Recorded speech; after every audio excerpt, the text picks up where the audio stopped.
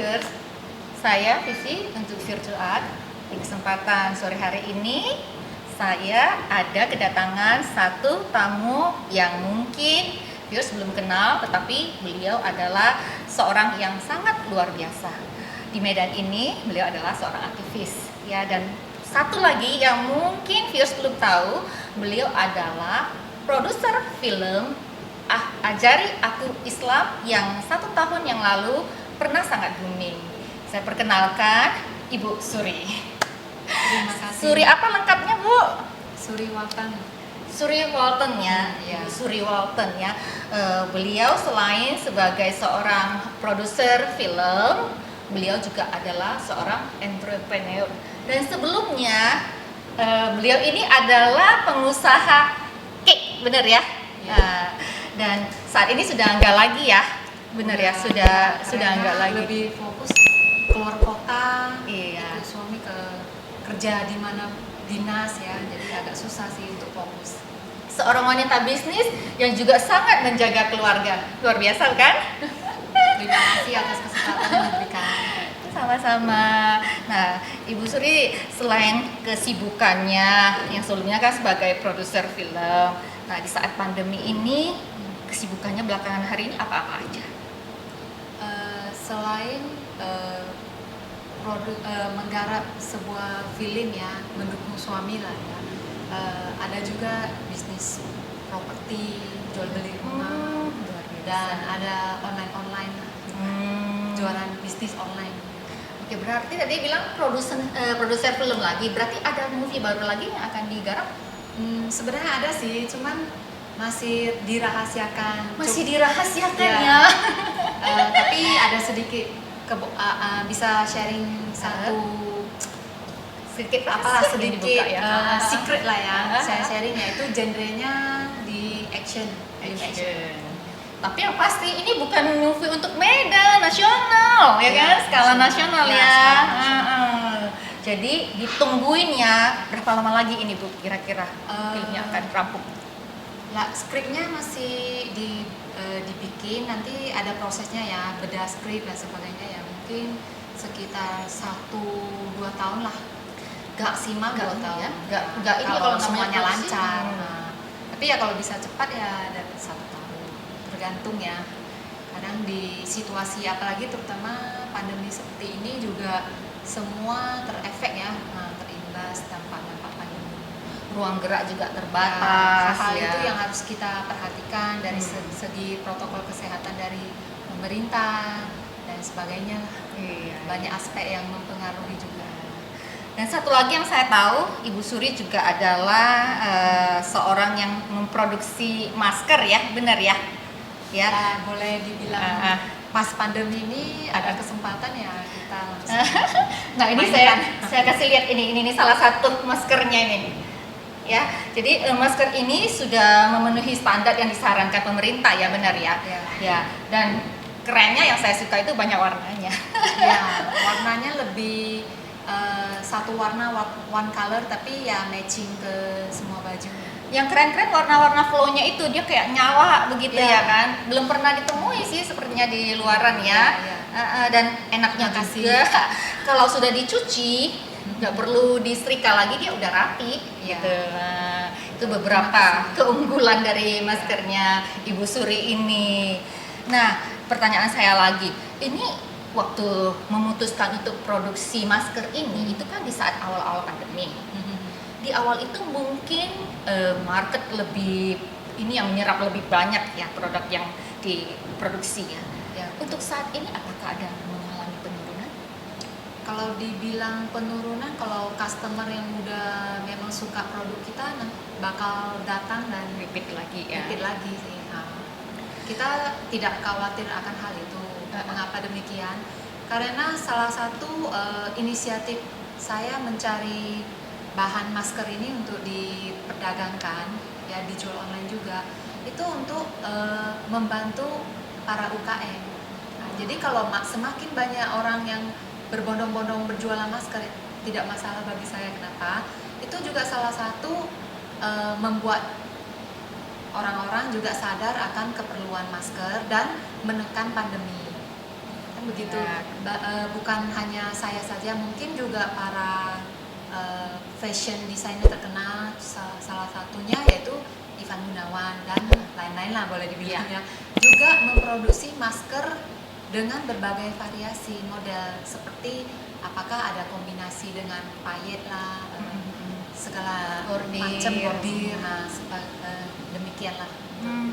Jadi ya yang penting masker itu kalau bagusnya itu yang 3 lapis masker kain. Nah, standar nasional Indonesia sih seperti itu yang diakui saat ini.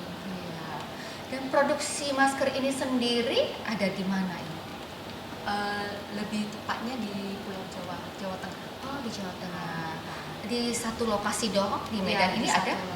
Di Medan tidak ada. Biasanya kita kirim sih dari luar kota. Berarti nanti bukan di Medan ke sini. Dari Pulau Jawa itu dikirim ke Medan dulu. Distribusinya dari Medan atau dari Pulau Jawa tersebut? Dari Medan juga ada, dari Pulau Jawanya juga ada. Oh, itu sangat luar biasa deh. Seorang businesswoman yang sangat kreatif ya, yang sangat bersemangat ya. Selain masker ada ini lagi produk lain? APD. APD. Kita ada juga menyediakan APD.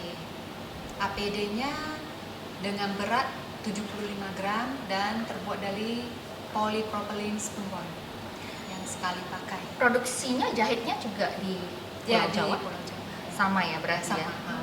Kalau untuk demand yang di Medan ya kita kirim dari sana kalau ada pesanan. Bahan didatangkan dari luar negeri atau produksi dalam negeri? Oh, semua adalah produk Indonesia, asli Indonesia. Karena kita memang motivasinya untuk mendukung para UKM, terutama di saat pandemi seperti ini. Mendukung Indonesia ya. Jadi cintailah produk Indonesia dalam negeri. Inilah luar biasanya seorang Ibu Suri. Dari dalam itu ada hati yang selalu ingin memberkati orang lain dan berdampak bagi kota Medan, bahkan sampai ke Indonesia ya. Luar biasa. Nah, sebelumnya saya mendengar Ibu juga ada tergabung dalam gerakan untuk membantu para pekerja seni. Gimana itu ya Bu ya kemarin yang acaranya itu? Kalau itu lebih tepatnya sih suami ya, karena beliau ada join di Rotary Club, dan Rotary Club itu adalah induk dari Rotalent. Beliau yang lebih aktif sih. Jadi Rotalent itu kemarin sempat bikin acara kemanusiaan ya, yang mengumpulkan dana untuk disalurkan ke panti asuhan, panti jompo, dan rumah sakit jiwa. Juga para pekerja seni ya kalau nggak salah ya kemarin itu ya, yang pernah ya. Makanya kenapa dikatakan Rotalent? Rotalent itu perkumpulan para pekerja seni seperti MC, singer-singer top Medan, ibu kota Medan gitu. Oh, mereka kayak ada yayasan tempat berkumpulnya orang-orang seni begitu ya? Yang memang punya satu hati, jiwa yang secara sukarela mengeluarkan tenaga, talentnya untuk mengumpulkan dana untuk disalurkan ke yang kurang mampu. Jadi kemarin itu berarti dana sudah terkumpul, bukan untuk mereka, bahkan disalurkan lagi gitu disalurkan. Ya? Pemikiran saya hari itu, saya kira kan namanya pekerja seni saat ini kan semua terdampak. Mereka kan pasti otomatis tidak ada pendapatan, bukan lagi menurunnya awal-awalnya, bahkan zero lah boleh dibilang, gak ada income sama sekali. Saya kira gerakan ini untuk peduli sesama ini pekerja seni. Ternyata bukan ya, malah setelah ini disalurkan lagi ke orang yang lebih membutuhkan ya. Wow, luar biasa. Karena tentunya pastilah setiap manusia kalau akibat dampak pandemi ini kita melihat berita berapa orang yang meninggal hari ini, besoknya berapa orang meninggal. Mungkin mereka juga tergerak ya hatinya untuk peduli akan sesama, terutama khususnya di kota Medan ini. Luar biasa. Itu juga salah satu alasan kenapa saya ingin berbincang-bincang dengan Ibu Suri, karena bagi saya, menurut saya sendiri tidak banyak ya orang yang punya hati demikian. Banyak orang sekarang ini ketika mereka mau memberi, mau menyalurkan kasih, mereka lebih ke ikut-ikutan, atau kalau saya tidak memberi, saya malu gitu.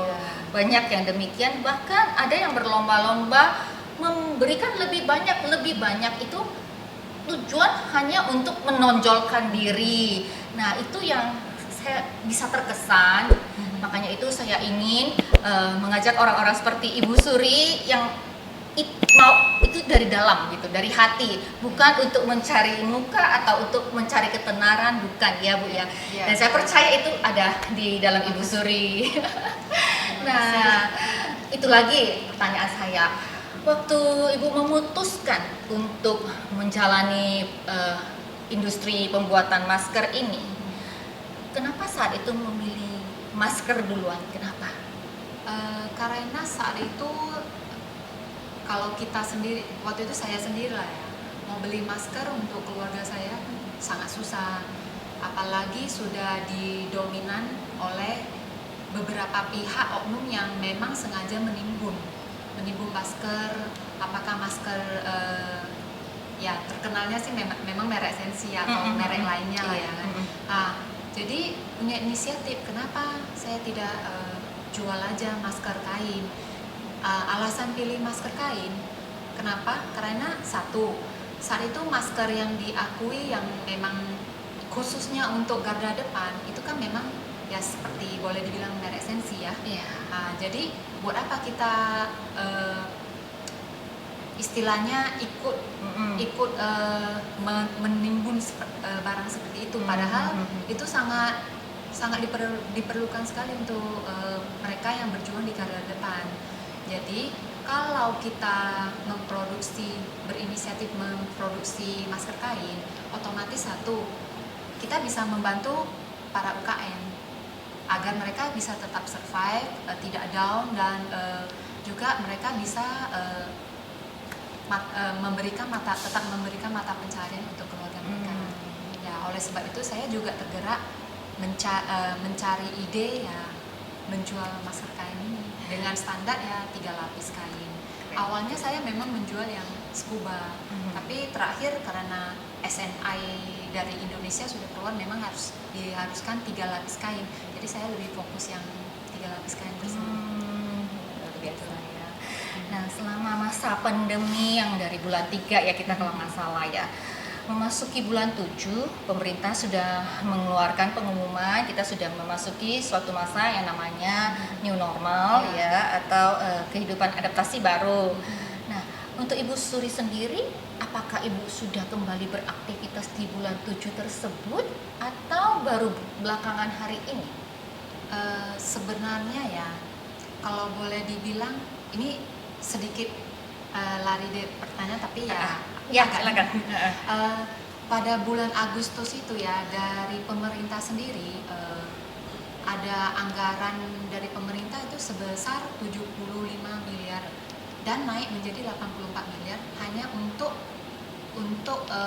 APD ya, untuk diberikan ke budgetnya memang disediakan untuk alat-alat kesehatan seperti APD set maupun masker dan sebagainya. Dan dari pemerintah sendiri ada dana yang memang anggaran dana yang belum dipakai itu sebesar kalau nggak salah 170 miliar ya.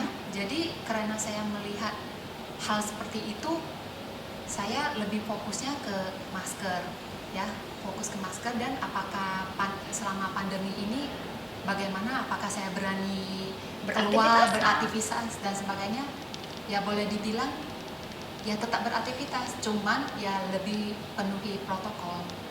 Karena ada beberapa aspek ekonomi yang saya perhatikan masih ada chance nih. Ya nggak mungkin saya selama pandemi ini duduk diam manis aja di rumah kan. Jadi ya tetap beraktivitas, memang kurangi keluar rumah kalau tidak penting, sekedar semua mobile ya, mau meeting juga Zoom, mau apa-apa juga ada WhatsApp call, WhatsApp chat, ya tetap tidak mengganggu aktivitas lah, boleh dibilang begitu. Cuman kurangi keperluan keluar kalau tidak penting banget gitu. Kalau keluar pun ya pakai masker begitu. Benar sekali ya. Yang penting kita itu harus bijaksana ya untuk menanggapi masa pandemi ini. Terlalu takut sampai tidak keluar rumah, mengurung diri itu juga tidak benar ya. Dan kalau keluar dengan merasa pandemi itu sepertinya sudah tidak ada lagi, tidak menerapkan protokol kesehatan, itu juga tidak benar ya. Masing-masing orang yang bersikap demikian itu akan membuat lebih terpuruk lagi bangsa ini ya. Orang yang tidak takut akan membuat penularan tidak bisa terkendali. Orang yang takut berlebihan sampai tidak berani keluar, kayak fobia atau bagaimana, itu juga membuat perekonomian itu tidak bisa bergerak, bahkan membuat penyakit itu makin berkembang karena mereka kayak depresi. Itu bisa, bahkan bukan hanya bisa banyak juga yang orang-orang yang demikian sampai detik ini mereka masih mengurung diri ya. Mungkin mereka menganggap pandemi ini kayak sebuah wabah yang amat sangat mematikan, jadi takutnya itu amat sangat berlebihan gitu loh. Nah, untuk ibu sendiri, apa sebenarnya yang ibu takutkan? Apakah karena penularannya, apakah karena misalnya membuat ekonomi terpuruk, atau apa yang sebetulnya menjadi concern ibu begitu? Kalau jujur ya, sebagai manusia lebih takut kalau nggak ada uang. Karena apa-apa kebutuhan juga semua harus memiliki mata pencaharian. Benar. Ya, jadi kalau terlalu takut juga tidak boleh. Terlalu nggak takut juga pasti lebih tidak boleh ya. Jadi ya sedang-sedang aja lah. Jadi manusia itu ya yang penting pemerintah udah mengeluarkan protokol-protokol yang harus dipatuhi. Nah, itu aja yang kita perhatikan. Seperti kurangi acara-acara berkumpul. Kalaupun memang ada kebutuhan mendesak, memang harus berkumpul, juga kita bawalah hand sanitizer atau bawa masker, kita pakai masker. Nah, jangan terlalu menganggap remeh juga, dan jangan terlalu takut juga. Kalau terlalu takut, ada chance di depan kita nggak ambil juga bakal orang lain yang ambil gitu kan.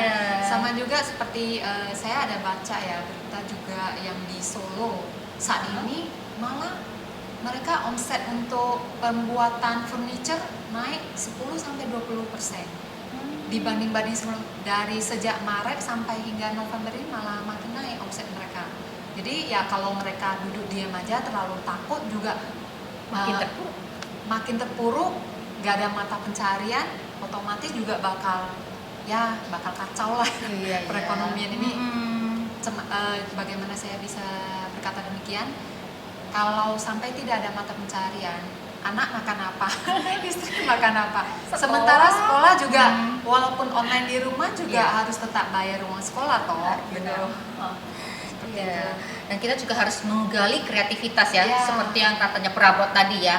Nah, mereka pasti membaca peluang saat ini orang di rumah, banyak yang berkebun, bertaman. Akhirnya yang perabot itu menghasilkan yang produk-produk untuk rumahan.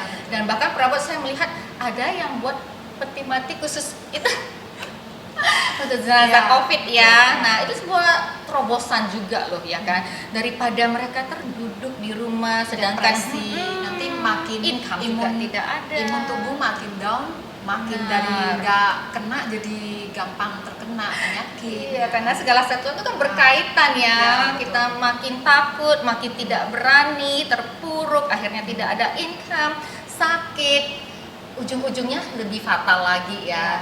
Yang penting kita bijaksana di dalam menerapkan protokol kesehatan. Harusnya kita bisa kembali beraktivitas ya, new normal lah, dalam arti bukan seperti dulu lagi. Kita bisa beraktivitas tetapi dengan penerapan protokol kesehatan yang benar, itu syaratnya gitu loh. Nah, kalau untuk peraturan dari pemerintah, Januari ini sekolah sudah akan dibuka. Anak-anak sudah diizinkan untuk bersekolah kembali. Ibu sendiri bagaimana? Khawatir untuk menyekolahkan anak? Sebenarnya jujur ya, kalau khawatir sih ya sebagai manusia sih iya ya, karena walaupun oke lah kita ada memberitahukan anak kita, kamu nggak boleh begini begitu. Anak kita kalau misalnya nurut, tapi bagaimana dengan anak orang lain atau guru-guru lain? Kita kan juga tidak mungkin menjamin bahwasanya mereka juga selepas pulang dari sekolah nggak kemana-mana, ya kan? Apalagi zaman sekarang, kondisi sekarang ini, kalau kita ke mall seperti sudah ramai, seperti nggak terjadi apa-apa toh. Ya memang pasti mereka juga memenuhi standar protokol kesehatan ya, seperti memakai masker. Cuman kalau eh, yang orang lain bagaimana gitu. Iya. Takutnya ya anak kita hati-hati bagaimana dengan yang lain. Hal ini juga pasti juga dipikirkan oleh ibu-ibu lainnya. Benar. Dan pusingnya lagi, Medan kita ini tidak punya data untuk masalah Nah, itu korban yang COVID bahayanya. itu. Kita tidak mendengar ya laporannya sepertinya ya. Yang banyak kita Masih dengar di simpang siur televisi sih. itu banyak kan. Versinya berbeda-beda. Yang banyak kita dengar itu kebanyakan fokusnya yang di pulau-pulau Jawa ya. Ya. Itu Sumatera kelihatannya kurang banyak terdengar ya. Nah, kalau bisa sih ya sambil ini juga kita menyarankan ya seperti apa yang menjadi pemikiran saya pengen sekali agar petugas COVID-19 itu ya benar-benar mau bekerja sama terutama dengan para relawan, para dokter ya. Kita mungkin boleh mendatangi sebuah sekolah gitu kan, menjadikan kayak proyek contoh gitu ya. Saya sudah menghubungi loh sosial media COVID-19 yang official. Mereka tidak merespon sama sekali. Itu salah satu yang membuat saya miris sekali. Seharusnya itu account kan namanya account official, account resmi. Seharusnya mereka ada orang yang bertugas untuk mereply terhadap message-message yang masuk ya. Saya sudah lama ya saya kirimkan pesan, tidak ada yang mereply sampai hari ini. Ya, kalau kayak kita lah ya yang punya anak, kita pasti khawatir. Sama, mungkin bukan hanya kekhawatiran kita doang, semua orang juga punya kekhawatiran yang sama, ya kan? Tetapi kalau ketika misalnya protokol kesehatan khusus untuk anak-anak sekolah itu bisa dirumuskan, dijabarkan dengan secara tepat, dengan berkoordinasi dengan pihak sekolah, dengan orang tua, dengan dokter, dengan petugas COVID-19, dengan para relawan, harusnya rumusan ini bisa dirumuskan ya Bu ya. Ya, dan kita juga sih mengajak ya kalau bisa petugas COVID-19 itu benar-benar menjalankan tugasnya. Karena kami ya sebagai aktivis gitu kami melihat petugas itu tidak menjalankan fungsi mereka dengan seharusnya. Nah, Bu, kalau semisalnya untuk gerakan mensosialisasikan penerapan untuk anak-anak sekolah untuk ini ya, untuk penanganan COVID ini, apakah Ibu pengen juga tergabung di dalamnya, Bu, sebagai seorang pekerja sosial? Kalau waktunya cocok ya why not? Begitu ya. Ya, kalau waktunya cocok ya, karena kan sebagai istri juga ibu rumah tangga ya, kita Ya. juga harus pintar-pintar manage waktu. Benar, Tapi benar, jangan benar. sampai ada beban yang diberikan kepada kita tidak bisa jalankan, juga nggak enak juga ya sama Benar. Jadi ya kalau memang ada waktu diizinkan ya. Iya, oke aja sih. Nah, untuk lingkungan pergaulan Bu Suri sendiri, Ibu mungkin ada juga ya komunikasi dengan sesama teman. Ada nggak sesama ibu-ibu yang mempunyai anak yang akan sekolah? Adakah mereka kayak sharing tentang pengalaman mereka, pendapat mereka, apa yang harus mereka lakukan gitu? Nah, apakah mereka bersedia memberikan anak-anak mereka untuk bersekolah di bulan Januari atau kebanyakan tidak? Kalau beragam sih ya, ada pro dan kontranya juga. Ada yang mungkin ibu-ibu yang agak repot di rumah ya, sambil dia juga bekerja di luar. Ya mungkin pilihan satu-satunya mereka yaitu ya mengizinkan anaknya ke sekolah. Akan tetapi seperti yang punya enough time di rumah untuk menghandle anak-anak mungkin agak kurang setuju sih. Nah, jadi ya kalau boleh dibilang ada pro dan kontranya juga. Ya. Nah, benar ya. Nah, kembali lagi kita cerita tentang produser film.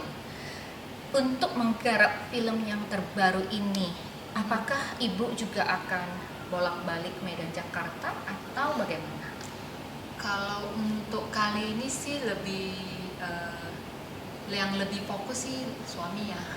Karena ini lebih ke film action. Kalau kemarin itu kan film religi ya, religi dan mengangkat story akan kisah cinta yang umumnya di Kota Medan, seperti yang mungkin belum ada, walaupun ada yang terpikirkan tapi belum kesampaian buat menceritakan di dalam sebuah film yang dituangkan ya, seperti seorang pria Tionghoa yang mencintai seorang gadis muslim.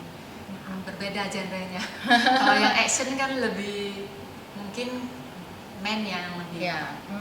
lebih fluentnya, lebih mahirnya. Lokasi syuting berada di Jawa juga? Rencana sih begitu, cuman saya masih dalam project yang belum kelar ya. Mungkin ada beberapa hal yang saya hanya bisa sampaikan, yaitu genre action gitu. Yang lain rahasia. Ya, tunggu tanggal mainnya. Ya. Karena bakal ya kita juga pengen ada satu movie yang dari produksi anak Medan yang bisa booming di nasional ya, bukan hanya di Hollywood ya. Memang sejauh ini kan semua film action lebih ke Hollywood ya. Misalnya kalau kita nonton ya, wah ini film Hollywood, ini film Indonesia. Tapi jangan salah, saat ini film Indonesia semua juga sudah Bagus-bagus ya. bagus ya. Ada yang juga ikut perfilman yang ajang Pemilihan gitu ya. prediksi di luar negeri juga ada.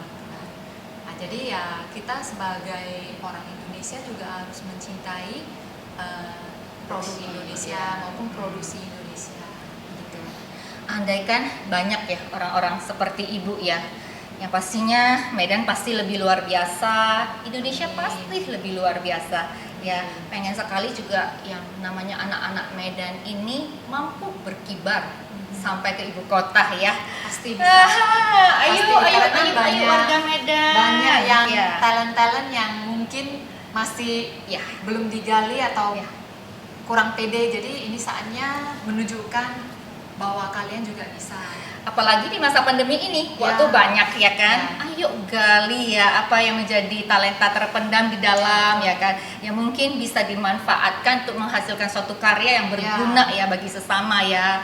Aduh luar biasa. Banyak juga yang ibu-ibu ya, teman-teman saya ya, yang awalnya nggak pandai masak atau nggak pandai buat kue, juga pada selama COVID kan di rumah kan Jadi pandemi chef ini mendadak. jadi chef mendadak, open PO ya, kita juga wah hebat ya, Jadi ibu-ibu yang chef luar biasa ya. haha. Bisa udah jaga anak, ngurus suami, ngurus rumah tangga juga serba bisa. Iya. Seharusnya memang demikian ya, kita harus bisa berkarya lebih lagi ya. Nah, dan mungkin di saat mereka produksi kayak buat roti, makanan atau sebagainya, nah mungkin mereka juga harus memperhatikan protokol kesehatan di masa itunya, proses pembuatannya sampai packingnya ya kan. Nah, jangan juga karena merasa produksi rumahan tidak memenuhi standar, karena ketika kita mau mengambil bagian untuk mendistribusikan makanan, menjual makanan, kita sudah menjadi bagian yang bertanggung jawab terhadap konsumen kita ya, benar ya Bu ya. Nah itu juga yang disarankan ya, supaya banyak juga saya dengar memang ya kayak Ibu bilang, mereka jadi chef dadakan. Justru menurut saya dari kutipan Cici apa Cici yang cantik ini ya, justru menurut saya kalau memang produksi rumahan ini harus lebih menjaga standar higienis. Kenapa? Iya. Karena yang rumahan ini bersaing dengan yang Yang besar-besar selama ini loh, sudah produksi, yang udah memang well known brandnya ya. Iya. Seperti ada resto-resto, kafe-kafe juga pada jual online ya, membekukan sayur makanan-makanan mereka untuk praktis dimasak di rumah. Kalau saya pribadi, saya agak khawatir membeli produk rumahan yang chef dadakan. Terus terang saya khawatir karena itu. Karena saya merasa mereka itu chef dadakan. Mereka selama ini ibu rumah tangga. Mereka pasti kurang concern terhadap hal-hal sanitasi, hal-hal yang menyangkut protokol kesehatan. Mereka pasti kurang memperhatikan. Kalau saya pribadi, saya lebih memilih yang profesional. Nah, jadi supaya ibu-ibu juga bisa tetap berkarya dan mungkin suatu hari akan menjadi industri, protokol kesehatan, sanitasi harus selalu diperhatikan karena itu penting sekali. Ya, Bu ya. Ya, betul. Memang berkata CVV ya, tapi menurut saya juga kita harus memberikan kesempatan buat para ibu-ibu Ya. yang baru terjun dalam mungkin bisnis kuliner ini, memberikan kesempatan buat mereka berusaha lah. Ke depan bisa membuka bisnis ini ya, makanan ya. Karena belum tentu juga yang mungkin ya kalau kita pepatah kuno berkata tak kenal maka tak sayang. Kalau kita udah kenal beliau, mungkin kita kan tidak semua yang ibu-ibu baru ini kita ke rumahnya, cek dapur, dan mungkin juga mereka masak untuk keluarganya sendiri, tapi juga mungkin karena masakannya enak, why not? Mungkin ada ujian atau motivasi dari suaminya, mami kamu enak kan mami, masakan mami enak loh, kenapa enggak sekalian bu open PO aja. Mungkin itu salah satu pencetus para ibu-ibu yang buat jualan online ini. Jadi mungkin bisa sedikit membuka prinsip CVV ya. Tidak semua yang jual rumahan juga tidak higienis, belum tentu. Bisa aja, cuma mungkin mereka dari cara marketingnya mereka kurang ya, karena ibu jualan dadakan jadi kalau yang kafe-kafe atau apa kan mungkin mereka ada diperlihatkan pakai masker, pakai sarung tangan, caranya gimana. Kalau untuk ibu dadakan ini mungkin kan agak kurang pengetahuan untuk teknik marketingnya gitu. Tambah lagi skill marketingnya ya. Ya harus. Iya. Nah, Bu Suri di tengah-tengah kesibukan Ibu sebagai produser film, ibu rumah tangga, entrepreneur dan segalanya tentang hal kecantikan. Apa itu mah CVV yang Jangan. Apakah Ibu memberikan perhatian khusus untuk hal kecantikan? Kalau kecantikan ya, aku tipenya agak cuek ya. Sering bergadang juga, sering ditegur oleh suami juga ya. Cuman ya karena suami itu di dunia entertain mau nggak mau ya kita harus belajar cara merawat diri lah gitu. Dan harus sering kontak CVV untuk banyak belajar. Terima kasih. Karena CVV awet muda. Nah, untuk kulit sendiri, apakah perawatannya hanya di rumah atau ada perawatan di klinik kecantikan?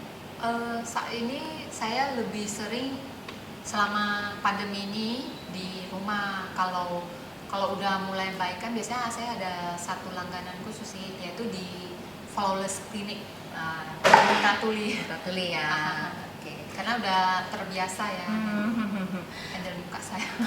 Kim Suang loh. Terima kasih. Boleh ke sana ya. Flawless Clinic di Mutatuli. Oke, ingat ya dicatat. Ya. Nah, untuk kulit sendiri berarti ada perawatan juga ya di klinik-klinik ya.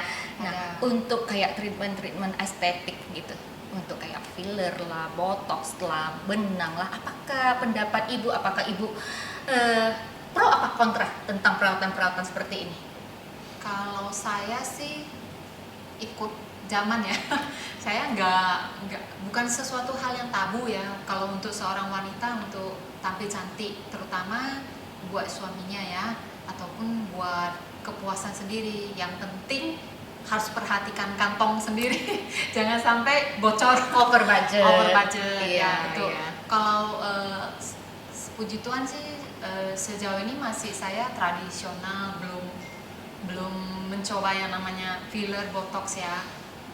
Masih alami. Coba kalau memang sepanjang umur ya tidak menutup kemungkinan kalau kita menggunakan teknologi tersebut. Itu ya seperti saya bilang, bukan hal yang tabu bagi seorang wanita untuk tetap tampil cantik. Tidak mentabukan lah ya. Tidak mentabukan. Ya, benar. Operasi plastik ya selama kita harus pinter-pinter searching.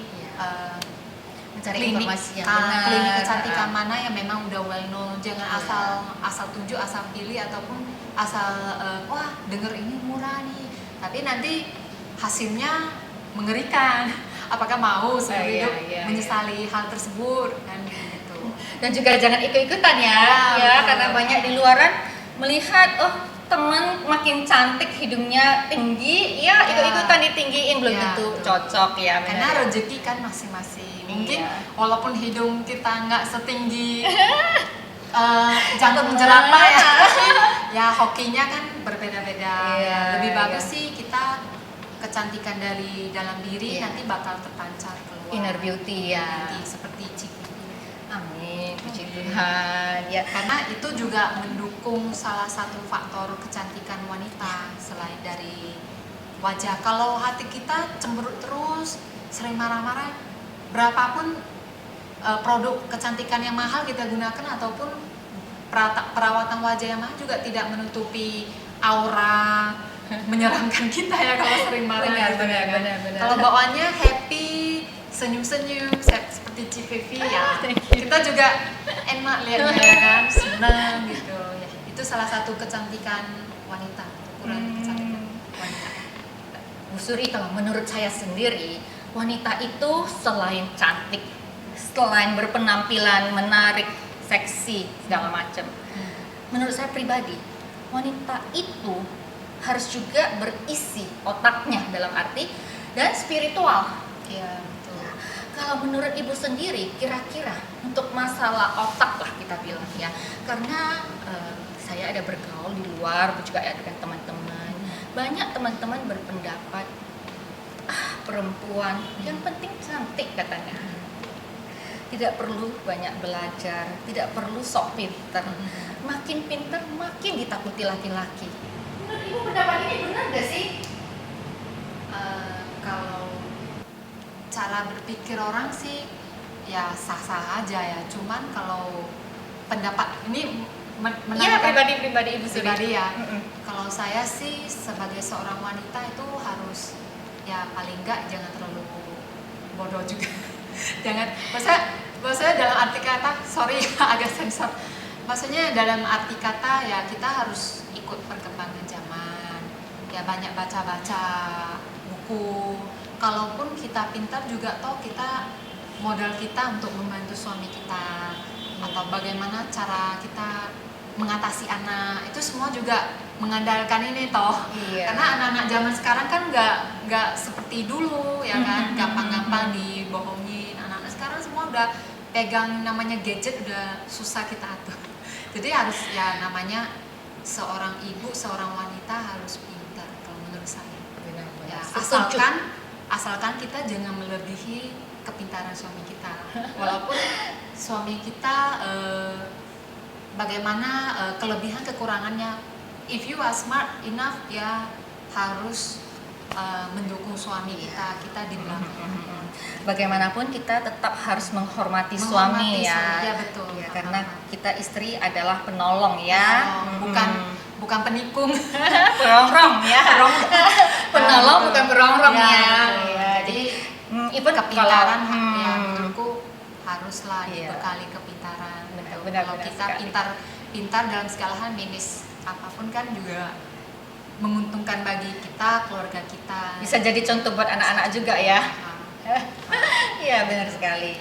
Nah, Bu, untuk masa pandemi ini seperti yang tadi kita bahas, warga Medan ini ya khususnya banyak sekali yang masih kayak merasa saat ini seperti pandemi itu sudah nggak ada lagi gitu ya. Dan juga seperti tadi banyak juga yang takut berlebihan. Nah, Ibu sebagai seorang tokoh di Kota Medan ini, saya pengen sekali Ibu bisa menghimbau warga Medan apa yang seharusnya mereka lakukan supaya warga Kota Medan ini boleh melihat seorang Ibu Suri yang seorang produser film, seorang wanita sukses, seorang entrepreneur, seorang ibu rumah tangga juga, tetapi beliau tetap mampu beraktivitas. Ibu mungkin boleh menghimbau warga Kota Medan. Kalau untuk sedikit pengarahan ataupun masukan ya, walaupun pandemi begini, kita jangan meremehkan protokol kesehatan dari pemerintah, karena ada beberapa negara juga meremehkan hal tersebut, malah yang efek pandemi kedua ini, badai kedua ini lebih parah dari yang pertama gitu. Jadi kalau menurut saya untuk bagi para wanita jangan, ataupun pria jangan menganggap remeh pakai masker. Walaupun memang bagi sebagian orang yang lebih enak kalau keluar tanpa masker, cuman ya itu takutnya sepanjang jalan kita pegang-pegang benda apa gitu kan, jadi nggak sengaja pucuk hidung kena gitu. Jadi ya intinya jangan terlalu menganggap remeh dan jangan terlalu takut juga, itu aja. Ya simpel-simpel aja lah, jadi Mencuci manusia. tangan dan jaga jarak juga ya. Mencuci tangan. Ya iya. misalnya kalau tahu ada kerumunan, misalnya kita lagi Hindari. antri beli makanan atau apa, kita jaga jarak. Walaupun orang lain nggak jaga jarak, ya kita juga nggak bisa terlalu memaksa mereka, kan tidak semua orang juga mau ya kita nasihati atau tegur. Karakter orang kan berbeda. Ya kita mulai dulu dari diri kita sendiri. Benar-benar. Gitu. Mulai dari sendiri, kita menjaga diri sendiri, sudah berarti kita menjaga juga orang-orang yang kita cintai ya. Ya betul. Kalau memang kita mencintai orang-orang di rumah, kita harus mencintai diri kita sendiri, yaitu ikuti protokol kesehatan di era new normal ini. Benar. Ya. Nah, Bu, ini kan kita sudah memasuki penghujung tahun 2020. Sebentar lagi kita sudah masuk ke 2021. Nah, Ibu pribadi sebagai seorang entrepreneur lah dan juga sebagai seorang ibu rumah tangga, apa resolusi Ibu untuk tahun 2021 ini? Kalau resolusi saya berdoa kepada Tuhan, semoga di tahun baru ini ya, 2021 ini kita diberikan kesehatan yang baik ya. Semoga pandemi corona ini juga segera hilang dengan sendirinya. Masyarakat bisa beraktivitas seperti biasanya kembali. Semua sekolah-sekolah maupun anak-anak bisa ceria kembali, bermain seperti umumnya pada masa zaman kita dulu ya, tanpa ada khawatir harus pakai sanitizer atau pakai masker kemana-mana, pakai segala jenis perlengkapan kesehatan ya. Semoga pandemi ini cepat hilang, itu aja sih. Dan ekonomi di negara kita bisa pulih kembali, terutama mental masyarakatnya. Ya mungkin bagi sebagian orang ada yang kehilangan di tahun 2020 juga, tidak Tuhan bisa memberikan ketegaran bagi keluarga yang mungkin telah ditinggalkan, dan di tahun 2021 ini semua bangkit kembali, semangat kembali menuju tahun baru yang cerah. Tuhan berkati. Viewers Virtual, saya mengucapkan selamat Natal dan tahun baru 2021. Semoga Anda makin sukses, sehat, dan bahagia selalu di tahun baru ini ya. Jangan lupa tetap perhatikan protokol kesehatan dan menjaga diri tetap fit, sehat, dan bahagia. Terima kasih. Saya Vivi untuk Virtual Art. Stay safe.